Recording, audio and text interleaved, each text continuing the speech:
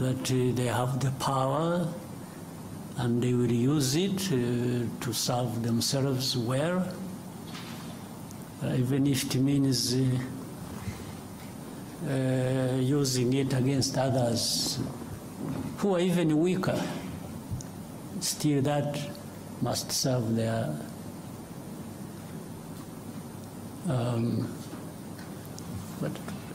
but a couple of things are interesting. While you are assuming that you have every right to take it to others and feed it to them, whether they want it or not,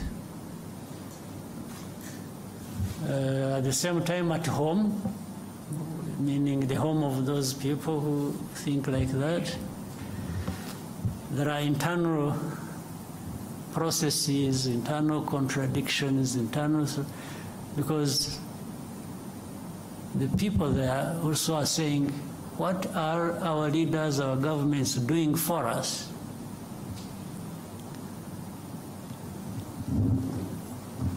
And depending on which side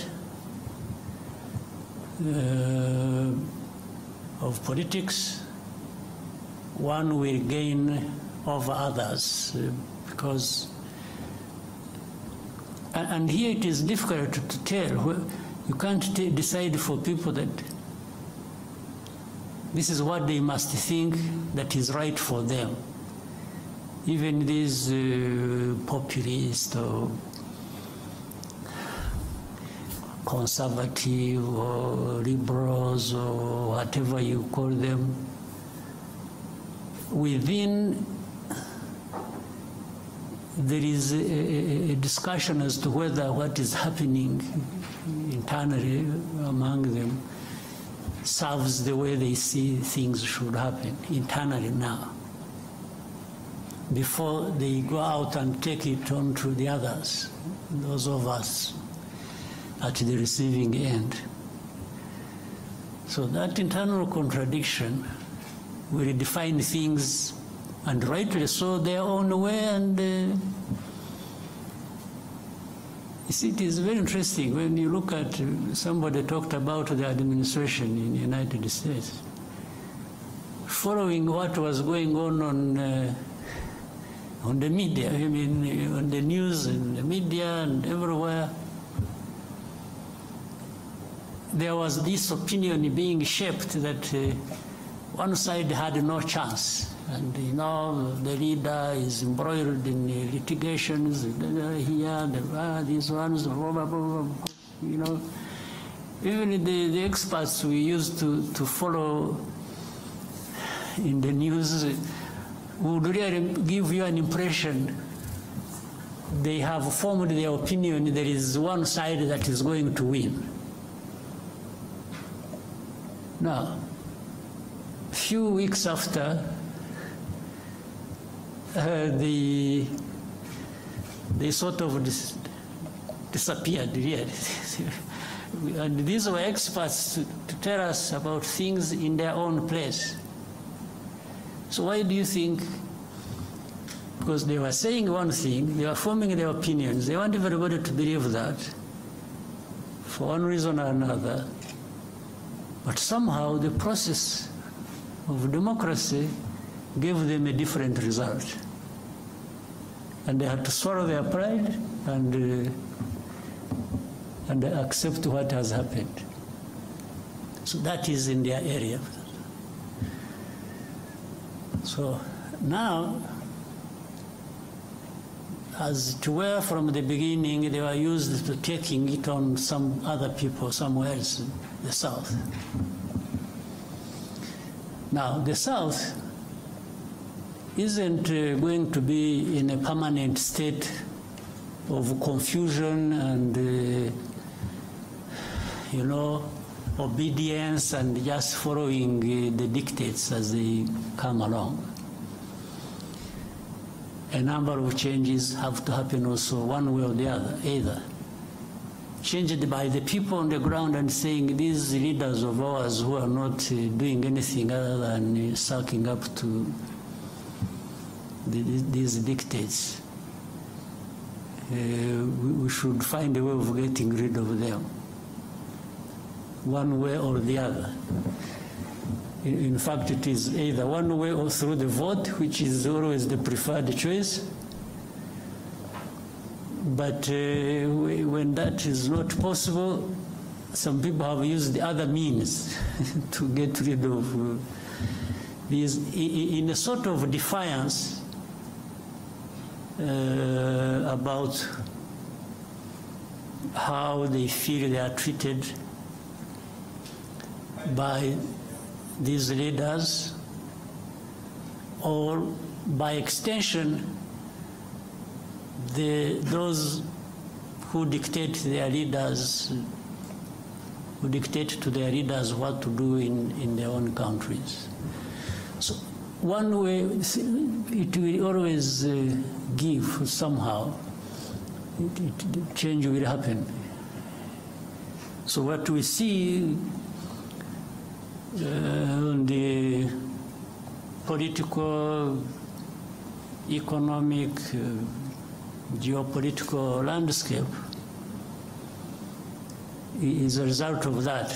There is soul searching at different levels by different people, and it doesn't matter the weak, the strong, and there will always be a way to give in terms of the outcomes. So in Africa, Africa is no exception. You see, I have argued even openly and even to the point of probably being misunderstood. When we've been talking about, people have been talking about coup d'etats happening in different parts of our continent. Let me start with that. Coup d'etats are bound to happen in a place where so much is happening, and then the people either get fed up one way or the other and express themselves again one way or the other.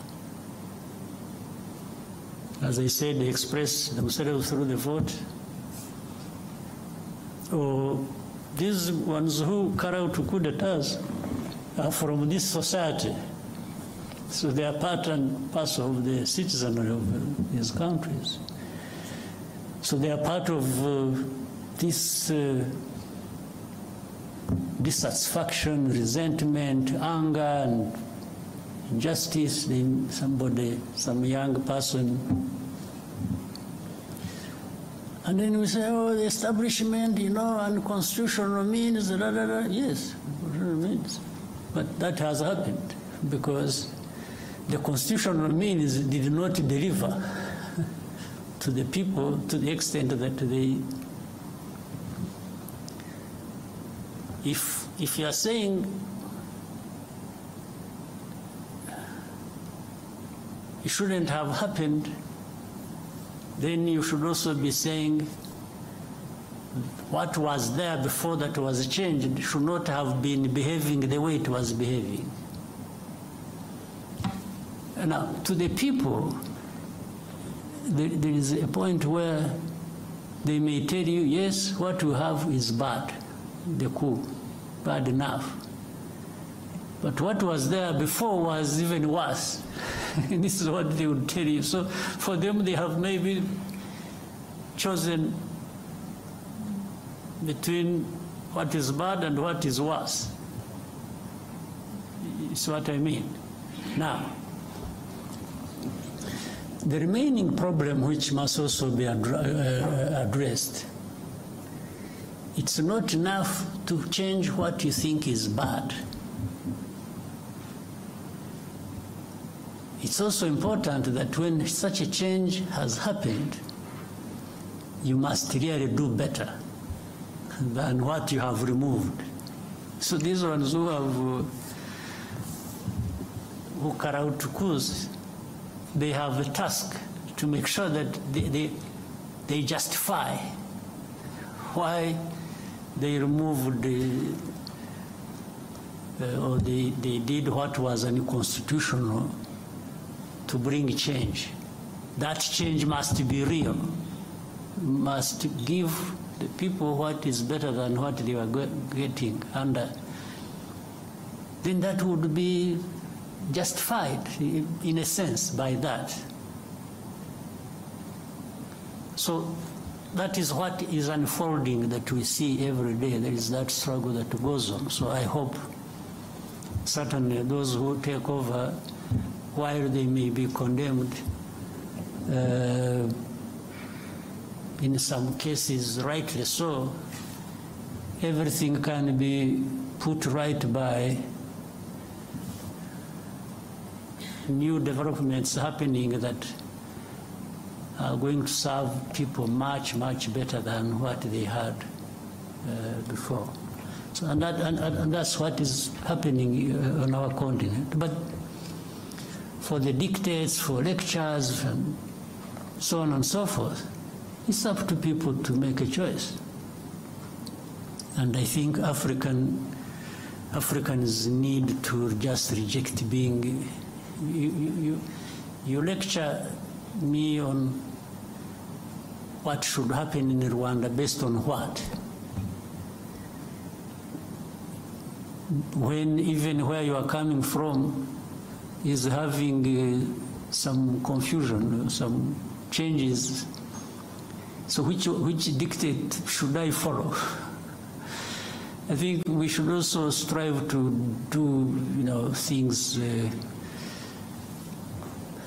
the way that works for us and improves people's lives. And what is so bad is that you may follow the dictate and do the very things that will run down your country. And by the way, those who give you lectures will manifest in two forms. One, some will actually blame you for it, even if you followed what they told you to do. Others will help you to sink deeper into the mess you have driven yourself.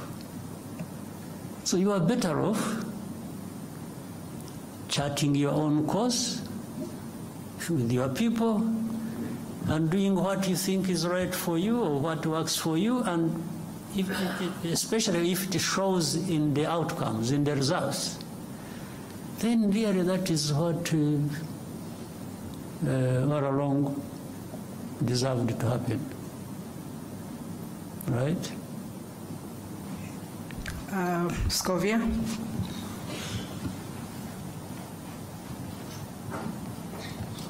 Murakoze nyakubahwa Perezida wa Repubulika, nitwa Scovia Mutesi, nkorera mama urwa Gasabo TV. Nyakubahwa abaturage batandukanye hirya no hino mu gihugu bafite ikibazo cyaho babarirwa ko bazimurwa cyangwa hazacishwa ibikorwa remezo hagashira imyaka 2 batishyuwe kandi barabujwe kugira ikindi kintu bahakorera. Ibyo bisa na kimwe naho bacisha imihanda mu butaka bw'abantu ntibabahingurane bakavuga ngo cyari igikorwa remezo bigahwaniramo cyangwa bigahwana n'icyo gikorwa remezo. Ikindi ni kijyanye nuko amafaranga y'amanyamahanga urugero nk'amadolari, amazu menshi y'ubucuruzi mu mujyi wa Kigali n'ahandi mu mijyi itandukanye barishyuza amadolari aho kwishyuza mu manyarwanda. Abanyarwanda bamwe bacuruza bakavuga ko bibahendesha kuko babarira amafaranga y'amanyamahanga mu yabo. Ndasoza mvuga ku kijyanye n'ubushizi icyo nari nakubajije ukambwira ngo nzakwibutse, ngira ngo ninjye warangaye sinakwibutsa. Abaturage baratacyategereje guhabwa imigabane yabo muri Banki Populaire. Ndagushimiye.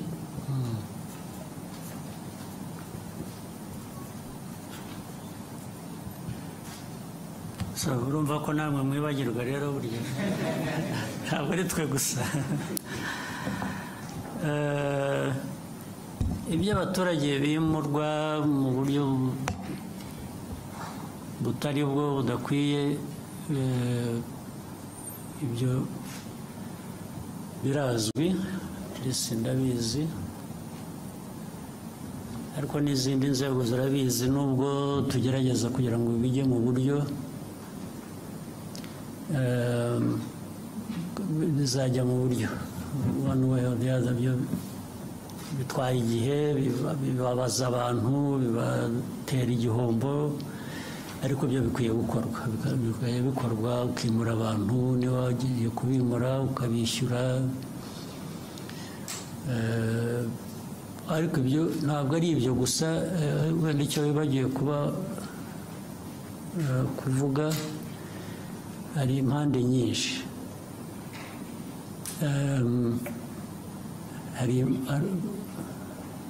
Nubwo uburyo buhari ko bikwiye kuba bikorwa, uburyo rwose burahari, burazwi, hari n'ubundi bwakoreshwa ukoresheje ukuri gusa, wenda bitari byanditse. Urugero, icya mbere ni abimurwa cyangwa abazimurwa bashaka kugira ngo abe ari bo bagena igiciro cy'ibyo bazishyurwa, valuation y'aho bagiye kuva n'amafaranga bagomba kubishyura. Ubundi hari uburyo bikorwa bitagendeye kuri leta cyangwa bitagendeye ku muturage, bigendeye kuri bushingira ku impamvu zizwe. Icyo urumva ntabwo giturutse ku nzego za leta, giturutse ku bimurwa. Icya kabiri, hari ahantu abantu bamenya mbere y'uko hari ahantu ubundi hadakwiye kuba haturwa, cyangwa aho batuye abantu bazimurwa kubera igikorwa cy'inyungu rusange rw'igihugu, noneho babimenya biri mu nzira y'ibikorwa bakajya kuhatura cyangwa bakajya kuhagura kugira ngo bazishyurwe. Hari abasanzwe rero bahatuye badafite n'icyaha, ntibahimutse, ntibahagiye mu buryo butari bwo, nta nubwo bagiye mu buryo bwo kuba aribo bagena igiciro cyo bari bwishyurwe. Ibyo nabo bakabigwamo bitewe n'imikorere mibi y'inzego zitandukanye. Ibyo birahari, inzego ziratandukanye nyinshi, ariko icyo mvuga ni uko ibyo byose bigomba gushyirwa ku murongo. Ibyo ni ukugenda tubishyiramo imbaraga kugira ngo bishyirwe ku murongo. Abantu bazimurwa niba batuye aho badakwiye kuba batuye. Hariya hari nk'abantu byo kwimura abantu mu bishanga byagiye biba bigateza n'urusaku. Hari abantu bagiye baturamo batanabihawe n'uburenganzira, ariko hari abandi batuyemo babihewe uburenganzira n'inzego zimwe na zimwe ziba zifite uruhare zibishinzwe. Ndetse wajya kumwimura right reso akakwereka icyangombwa yahawe n'uwo muturage, ndetse wajya gukurikirana rimwe na rimwe muri izo nzego z'abo bayobozi ugasanga uko yabitanze mu buryo butari nabwo, ariko kubera ko afite inshingano bigatera ikibazo.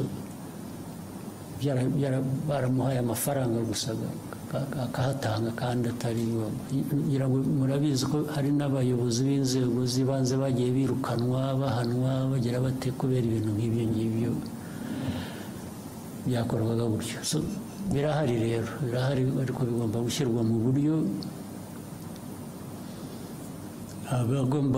abishyurwa badafite ikibazo bagomba kwishyurwa, ntabwo babashyira mu gutegereza igihe bibatera ikindi kibazo. Abakoze ibintu bitari byo nabwo igomba gushakirwa umuti nabwo bigashyirwa ku murongo, niba ari uhanwa agahanwa, niba ari wishyurwa nawe wenda ku buryo bunamufasha ngo ushobore kujya ahandi, nabyo bigakorwa. Ibyo byo birakwiye, ntabwo numva twabitindaho, ni ukureba gusa uko abantu babyihutisha kugira ngo bireke guhora ari ntabwo ari aba bantu baba bikoreye umuzigo gusa, na leta ikwiye kuba iyobora mu bintu bizima, nayo ikwiye kuba yivanaho uwo muzigo yikoreza. Icya kabiri cy'abantu bishyura cyangwa bishyurwa mu mafaranga yo hanze, ubundi bikwiye kuba bishyirwa mu buryo bw'igihugu cyacu bw'amafaranga y'amanyarwanda dukoresha. Urumva ni bibi no ku nshuro ebyiri, kuko uwo wishyurwa nko mu madolari cyangwa amayorozi cyangwa iki,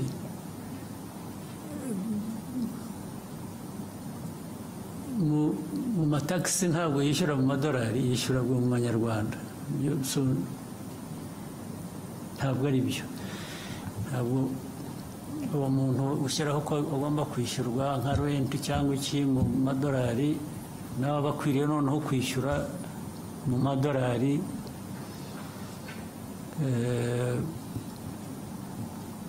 mu buryo bwa taxes bishyura. Ariko ibyo byose ubundi bikwiye kuba bifite uburyo bikurikiranwaho. Ibi ni nko kwica amategeko, bisha amategeko bakabihanirwa. Bitwara umwanya rero, kuko abantu benshi babyumva uburyo butandukanye, niba budakurikije amategeko cyangwa nabo bafitemo inyungu, niyo mpamvu bitwara igihe. Ariko ubundi umurongo urahari kandi twifuza ko ukwiye kuba ukurikizwa. Ndibwira ko aho tuvugira aha hari uburyo bubitekereza bushaka kubishyira ku murongo. Navuga gusa ko bikwiriye kwihuta, nicyo cyangombwa, bigacika burundu. Icyo nacyo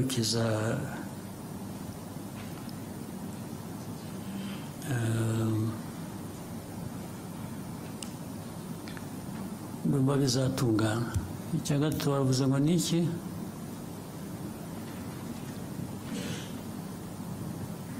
Ni abaturage bari bafite imigabane muri banki populaire. Ikibazo cy'imigabane, ariko usibye ko nanjye ntakurikiranye, ariko njye naratumitse. Njye narabwiye ababishinzwe muri minisiteri ndetse mu kabineti ko bikwiye gukurikiranwa bigakorwa vuba. Ahubwo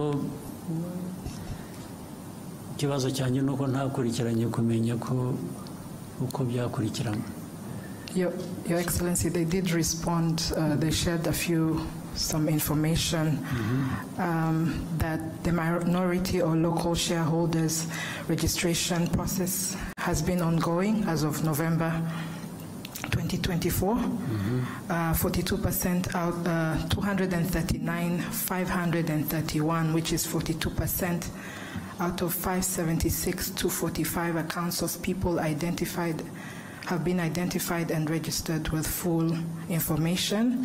The bank is developing a system that will facilitate the printing of shares certificate from any branch of the shareholder's choice. The system is expected to be ready by end of February, so it's ongoing. February this year? Yes, sir. So, urumva sinakurikiranye ngo nanjye bambwira ibyakozwe, ariko byo naratumitse burya. Thank you, sir. We can take a question from here and then go back to that side. BNB FM. Murakoze nyakubahwa Perezida wa Repubulika, nitwa Bagisha Jean de Dieu, mvuye kuri BNB Kigali FM. Nyakubahwa Perezida wa Repubulika, mu masaha 48 ashize, raporo ya World Economic Forum irebana n'icyerekezo cy'isoko ry'umurimo ku isi iragaragaza ko mu myaka 20 iri imbere 67% by'imirimo ishingiye ku biro izavaho, ahubwo ko buri myaka 5 imirimo ishingiye ku mpano ari igiye kuzamuka.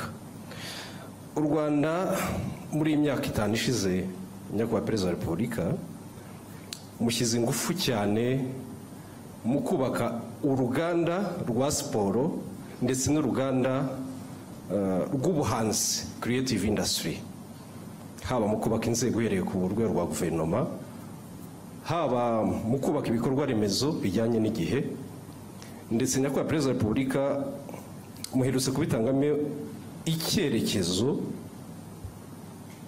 ubwo abayobozi bashya barahiraga muri Minisiteri ya Siporo.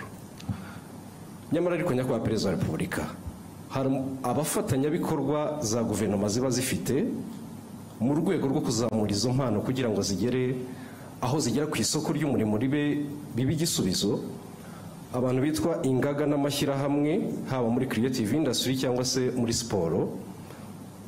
Icya mbere barataka ubukene, icya kabiri hakabamo n'ikibazo mukunze kugaruka iteka nyakubahwa Perezida wa Repubulika gishingiye ku migirire n'imikorere, mindset, indangagaciro, values. Ibi rero byajya hamwe ugasanga leta irimo irakora byinshi, iranatanga byinshi kugira ngo igere kuri izo ntego zaho impano zizamuka, ariko kubera abo ba partners ugasanga imirimo ntabwo yihuta uko byakagombye. Mu gihe habaye icyerekezo nyakubahwa Perezida wa Repubulika, haraza gukorwa iki, haraza gufatwa izihe ngamba kugira ngo impano z'abana b'Abanyarwanda ziri hirya no hino ntizize gutikirira muri iyo mikorere n'iyo migirire isa n'itajyanye n'igihe? Murakoze nyakubahwa Perezida wa Repubulika. Mu buryo bworoshye ni ugukurikirana ab'imikorere itajyanye n'igihe, bagahabwa uburyo bajyana n'igihe, cyangwa se igihe kikabasiga bakagira uruhande umuntu akashakisha bashobora kujyana n'igihe. Ndumva nta bundi buryo bwo kubikosora, kuko wanabivuze ibyinshi bitanga uburyo, bitanga icyerekezo birahari. Icya kabiri ni ababishyira mu bikorwa bafitemo imbaraga nkeya cyangwa se izindi mpamvu zibabuza kuzuza inshingano uko bikwiye. Aho niho abantu bakwibanda bagakosora ku buryo bihindura, ubwo bishobora kuzagira ingaruka kuri abo ngabo badakora ibikwiye bitajyanye n'igihe bitewe n'impamvu izo arizo zose zibitera, abantu bakazisuzuma. Hakabaho gushakisha ubundi buryo noneho bwatanga amikoro n'ubwo buryo bukenewe. Icyangombwa iyo ikintu cyamenyekanye, ikibazo cyamenyekanye, kiba gisigaye no gushyira imbaraga mu kugira ngo gikemuke hakoreshejwe uburyo ubwo ari bwo bwose, nicyo kizakurikira. Thank you, sir. CNBC.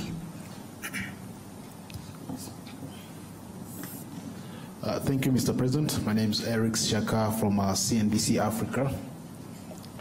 Mr. President, talking of the African Union, my question, African Union as a permanent member of the G20, my question is about how you envision Rwanda's role in shaping the AU's agenda in advocating Africa's interest in global economic governance, particularly in areas such as climate finance, trade, investment, and debt sustainability. Thank you, Mr. President. I think that is already happening. There has been an effort to raise the stake of the continent, to have a voice, to participate in the G20 matters or other global institutions. Africa deserves to be well represented. There's no question about it. It's not a given that it will happen just because it is right and it must. But, so you have to struggle for that. And really, Africa needs to assert itself and make its rightful demands, and so Rwanda participates on all these. As Maria pointed out, Rwanda at one time, 2018, chaired the African Union. From that time onwards, Rwanda was leading a reform process that AU needed. So the most important thing is to participate and participate with other African countries,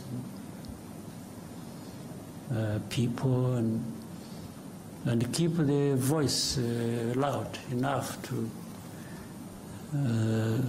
do what we need to do. So Rwanda is not, there is no country that is an island, is isolated from other countries or partner states in different organizations.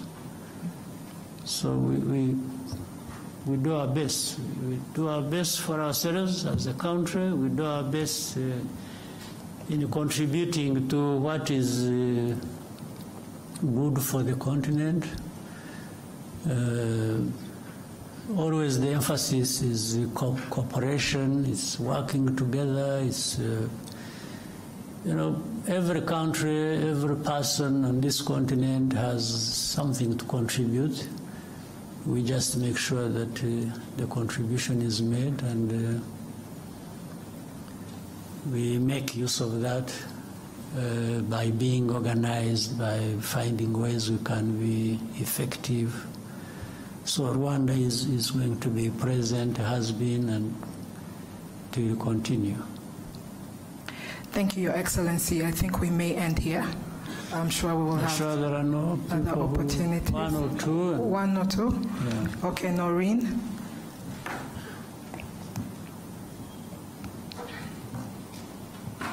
Thank you, Mr. President. My name is Ndiro Ganga. I'm from Bloomberg News, and I just want to talk about business and investment for a little while.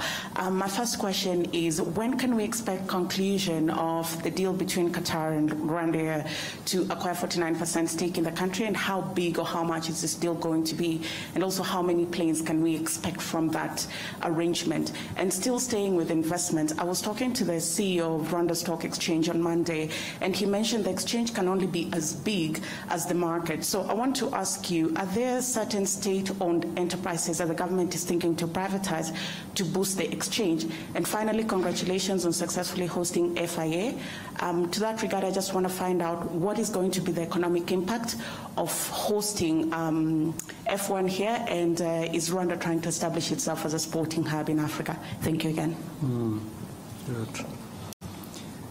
Well, I can simply say on the Qatar-Rwanda partnership over the airline and the airport has made very good progress.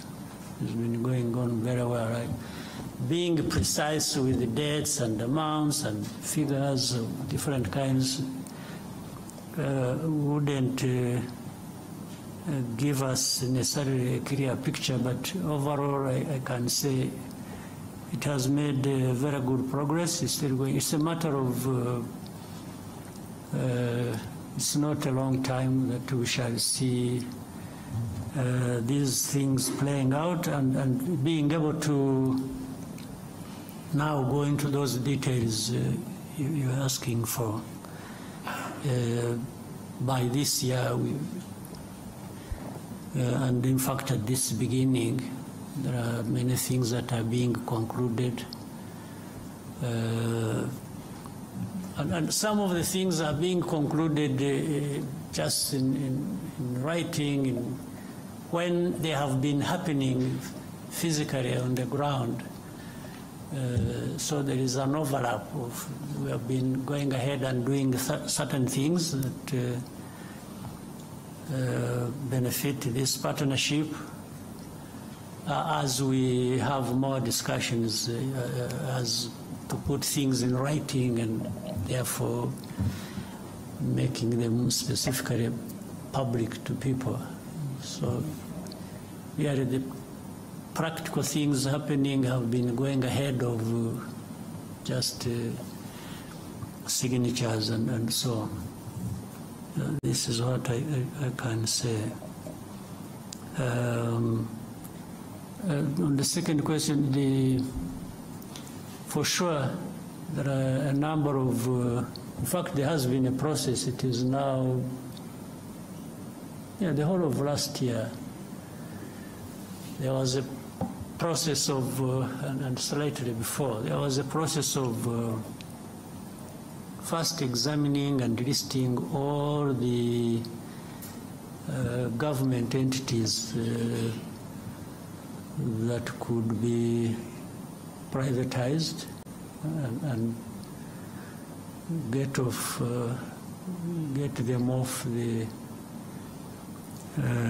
government balance sheet, and this will translate very well into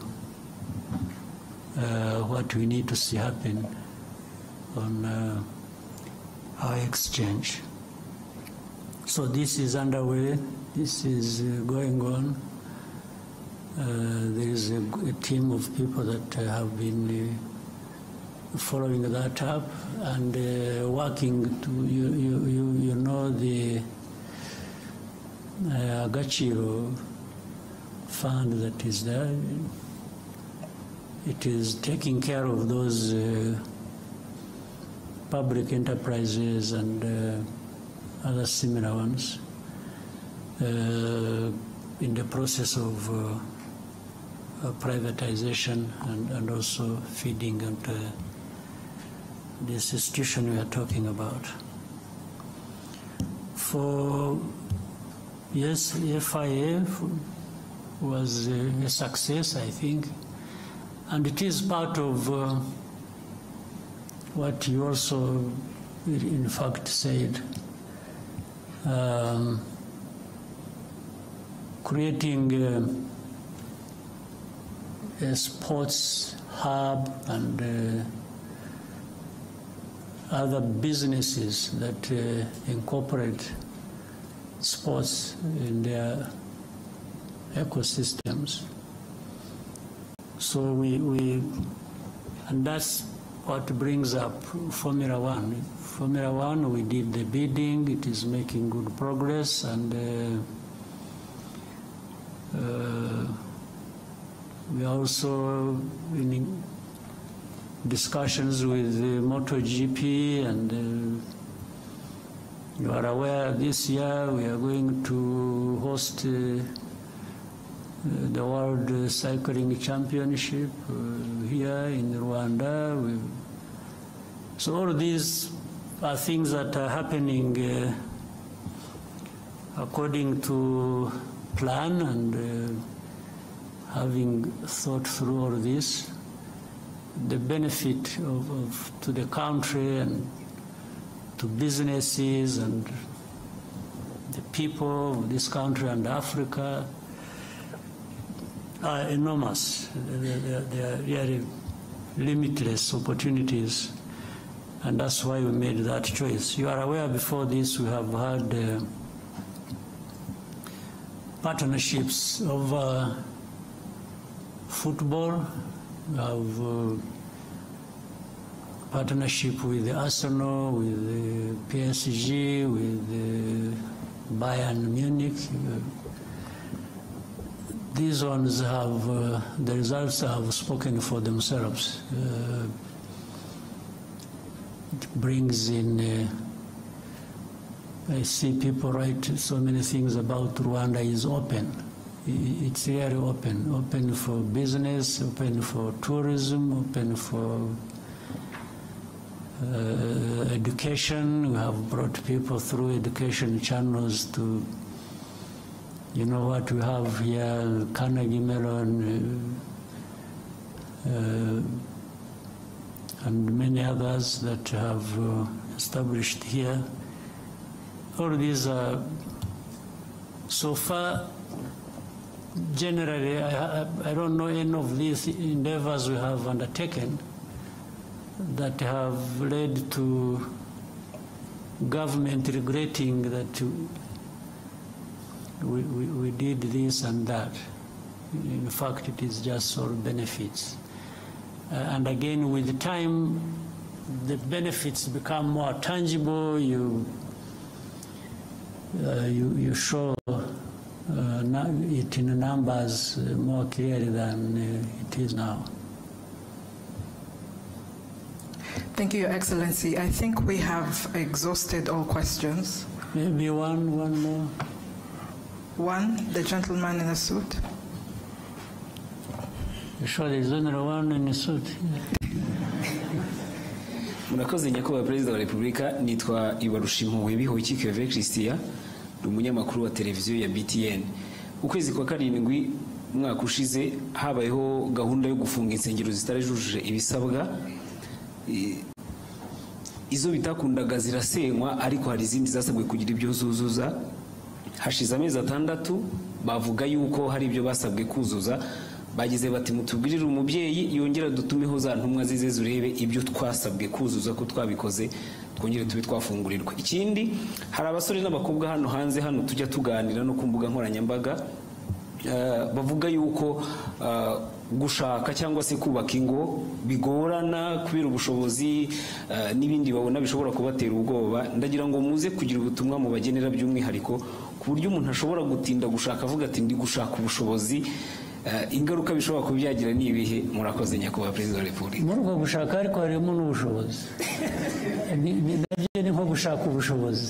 Iyo ushaka niba umukobwa ati nanjye singiye kuza kwicirwa inzara niwe abandi. Ariko se ko abantu bose koko barashonje kugeza aho ngaho ko ari abahungu ari abakobwa. Reka tubanze icya mbere cy'insengero. Ikinsengero cyavuzweho byinshi, cyagize gite, ariko niba abantu nta mu bwanyu mwajyaga ndani mu mizi y'ikibazo mukagisesengura, kwanza ntabwo numva impamvu insengero zigeraho zigomba kuba ikibazo. Kandi banza biba mu Banyafurika gusa, sinzi ko hari ahandi insengero zaba ikibazo. Banza ari naho bwa bushobozi butakariraga, bwa bundi bavugaga n'abadashakana, abantu bigiriye mu bintu biraho by'icyuka, nawe bashoramo ngira ngo bifuza kubarangaza gusa ngo Abanyafurika murindagire mujya mu bintu nk'ibyo ngibyo. Ariko reka ibyo mbe mberekeye aho ngaho bitaza kuvamo ibindi byinshi. Njye ku kibazo ubwacyo, hari insengero usibye ko ayo mateka yabyo ntashaka kuyatindaho ariko adasobanutse. Ubundi ikintu icyo ari cyo cyose bijyanye nk'izo nsengero cyangwa ibindi bigira uburyo, bikwiye kugira uburyo bikurikiza kugira ngo bijyeho. Iyo bibayeho bibaho bite, kora bite, ibyo ubundi abantu bashaka ibintu bitunganye mu bantu mu gihugu bakwiye kuba bibaza ibyo ngibyo.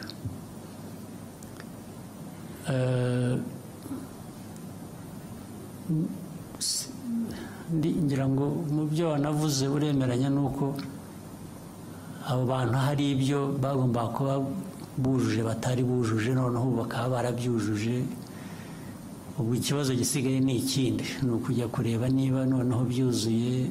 Nta nubwo bavuga ngo badusabye kuzuza iki kandi kidakwiye kandi atari cyo cyangwa icya, nuko bemeranya nibura n'ibyasabwaga gusa bakaba barabikurikije.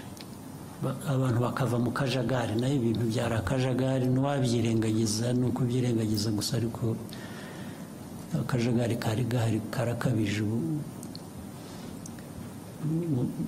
mu bintu bitanasobanutse. Insengero zafunzwe aho bazifunze abo bantu nabo izo mpamvu bamwe wenda abandi ntibazemeye ariko abandi hari benshi bazemeye. Uravuga ko hari abazujuje, ibyo ni byiza. Ubu gisigaye abazifunze bakwiriye gusubira inyuma bakareba niba kuko ibyo basabye abantu barabyujuje, kandi ikibazo ni iki ntabwo numva ari ikibazo kiremereye kidafite umuti, ahubwo abantu no gushyira mu bikorwa ibyo bakwiriye gukora.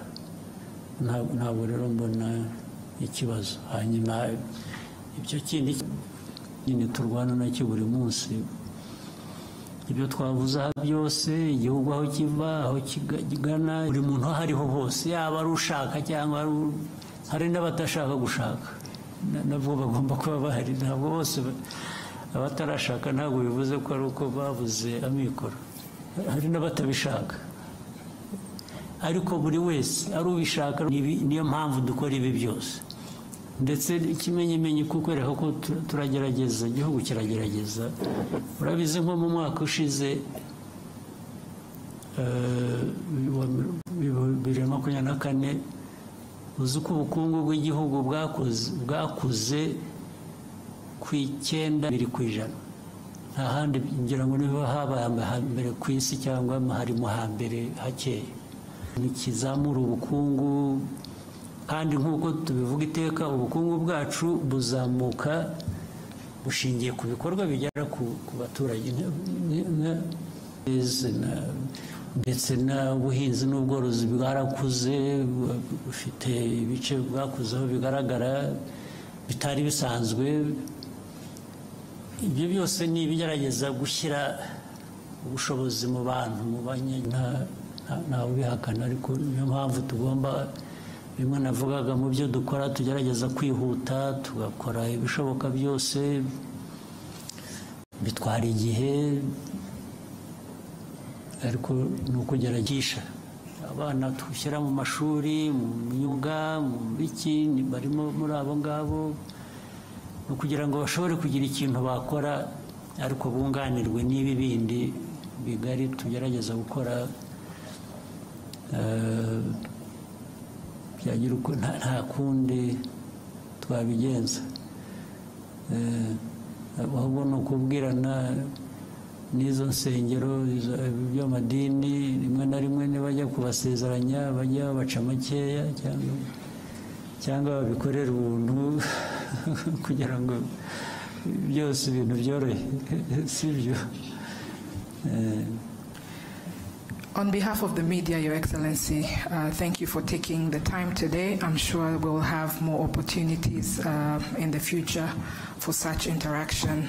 We wish you a nice evening. Okay, mwakoze, nizere ko mwaka mwawutangiye neza, uzakomeza ube mwiza, hanyuma tugume duhurire muri ibyo bikorwa byo kurwanya ubukene n'ibindi bidakwiye.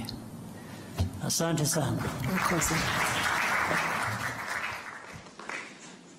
Ikiganiro cyaberaga hano Convention Center kikaba kigeze ku musozo. Muraho, waba uri kubaka cyangwa se gusana ukaba ukeneye ibikoresho byo kurangiza inzu yawe mu mucyo utanga, harimo n'ayamamaye ku isi hose ya Sagi Ceramics. Tubafite n'ibindi bikoresho by'ubwubatsi birimo amarangi meza ndetse n'imashini ziyavanga mu mabara yose wakwifuza. Tubafite parafo za rangete, dushe na tuwarete, byose byiza cyane. Dusanga imbere ya gare ya Remera unyuze mu muhanda uri munsi ya sitasiyo ku nyubako ya Ikaro Plaza. Waduhamagara kandi kuri 0788 82 50 46. Ikirenze kuri ibyo turanabatwaza. New Hope yabazaniye za nzoga nziza zengerwa mu nganda zo mu Burayi zirimo Mowap Milano yongerera imbaraga basabanye, ndetse n'izi Rozana ndetse na Mowap Messina. Izi nzoga na Energy uzisanga hose kandi ku biciro byiza. Andi makuru wifuza yose basanga mu mujyi hagati kuri TDMR ahateganye no Kwandamage, cyangwa ubahamagare kuri 078 73 17 422. Abana bari munsi y'imyaka 18 bo ntibemerewe kunywa inzoga. Waba wifuza kwiga hanze ku migabane y'isi itandukanye nka Amerika, Aziya, Europe ndetse n'ahandi? Niyo Travel igisubizo cyawe. Tukorohereza kubona amashuri meza kandi yizewe, tubafasha kubona ibyangombwa by'ishuri ndetse na visa. Hari amahirwe yo kubona visa kandi turi ku kigero cya 98% cy'ababona visa. Biroroshye, birihuta, birahendutse kandi birizewe. Niyo Travel kandi korohereza kubona akazi ku migabane ya Amerika, Aziya, Europe ndetse n'ahandi. Ku bindi bisobanuro wadusanga muri Centenary House muri etage ya 3 cyangwa ukaduhamagara kuri nimero 0788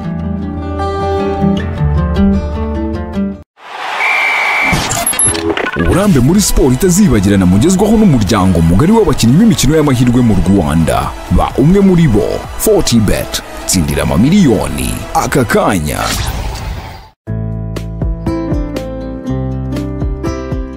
Bantu mufite chantier nini n'intoya imirimo y'ubwubatsi irimbanyije, Secos Limited bafitiye ibikoresho by'ubwubatsi byihariye kandi ku biciro byiza bibafasha gukomeza imirimo mwiturije. Muri ibi bikoresho harimo ibikwa by'ibyuma steel scaffolding cyangwa echafodage metallic bibafasha kurangiza inyubako, bikihutisha akazi kuko bituma bakubakira bakora vuba kandi bikanabarinda impanuka udakoresheje ibiti cyangwa ngo hendwe kandi rimwe na rimwe wangiza ibidukikije. Etanso mu gifaransa, props mu cyongereza cyangwa amastation mu rurimi rwa Gifundi zikoreshwa mu gutega dare neza ndetse n'imirimo igakomeza bisanzwe mu gihe dare itaruma, aho kuyitegesha ibiti n'imbaho biguhenda ndetse bikangiza ibidukikije.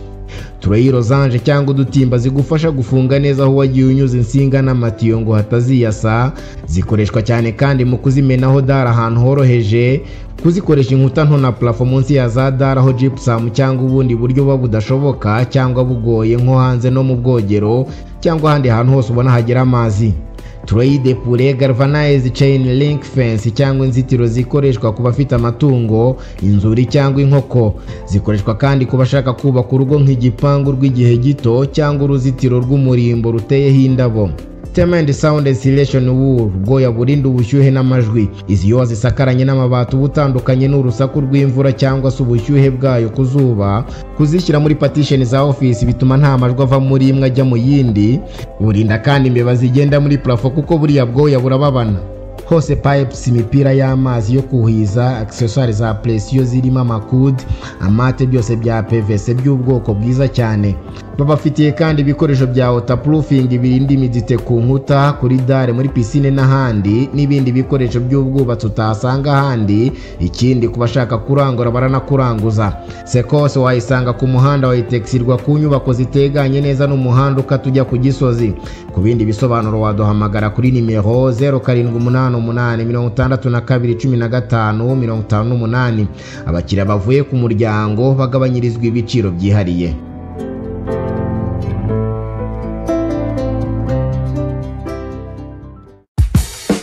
Africa Bureau ni urubuga rwashinzwe n'abahanga mu by'ubwubatsi. Aba ni abahanga mu bijyanye no gukora ibishushanyo mbonera by'amazu y'ubwoko bwose bo mu gihugu ndetse no hanze y'igihugu. Africa Bureau ifite abakozi bafite uburambe mu gutegura imishinga mu nzego zose z'ubwubatsi, ibishushanyo, amazi, amashanyarazi, interior design n'igenagaciro. Ibishushanyo dukora bikubiyemo iby'inzu zo guturamo, inzu z'ubucuruzi, inganda, inyubako zikorerwamo imyidagaduro, ibigo bitangirwamo serivisi, ibitaro, amahoteli, ibiro ndetse n'ibindi. Dutegura ibishushanyo na dosiye byose bikenerwa mu mushinga wo kubaka ku buryo uguze umushinga ahita akomereza mu gushaka ibyangombwa byo kubaka. Uguze umushinga wo kubaka kuri Africa Bureau website tumufasha gushaka icyangombwa cyo kubaka nta yandi mafaranga atanze. Izindi serivisi zijyanye n'ubwubatsi zitavuzwe haruguru nazo ziratangwa muri Africa Bureau. Imishinga yacu iteguranwa ubwitonzi bwinshi kandi ikagenzurwa n'abahanga mu bwubatsi muri buri nzego nk'aba architect, engineers, electrician, map engineer. Abo bose bakawugenzura mbere yuko wemererwa kujya ku ipaji yo gucururiza imishinga irangiye kandi n'igurishwa. Intego yacu ni ugufatanya n'abafite imishinga yo kubaka kubona ibyo bifuza vuba byiza kandi ku giciro utasanga ahandi. Ak Africa Bureau dukorera mu karere ka Gasabo ku Kacyiru ku muhanda Kagame 543, tukaba tunaboneka kuri telefoni igendanwa 0788358747 cyangwa 0798541111. Ushobora kandi no kudusura kuri website yacu akafricabureau.com. Watwandikira no kuri email info@akafricabureau.com. Ak Africa Bureau turi abanyamwuga mu gukora ibyo wifuza vuba byiza